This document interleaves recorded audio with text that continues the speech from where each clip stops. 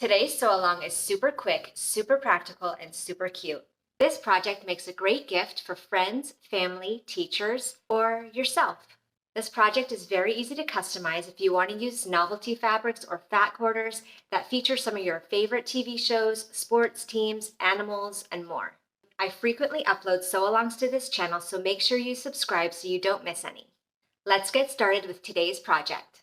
You only need 4 things for this project: your fabric, interfacing, the clamp and ring from a key fob set, and a hammer or mallet. Cut your fabric to measure 4 inches by 12 inches. And cut a piece of interfacing the same size. Apply your interfacing to the wrong side of your fabric. And then take your interfaced piece back to the ironing board, fold it in half the long way to create a crease. Then fold both of your long edges to the crease and give that a good press. Then fold and press it one last time in half to create a 1-inch strip.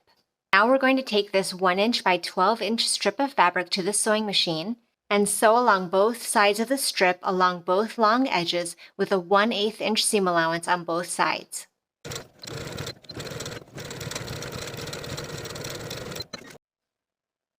And then fold your strip in half so that the short ends meet, and wedge the short ends into the clamp of your key fob.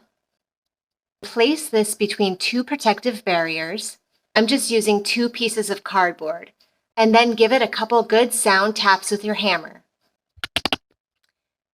And once that's secured, add your key ring, and you are all done. Thank you so much for watching this sew-along. Make sure you check out my other videos for more great sewing inspiration for your wardrobe. I'll see you in the next video.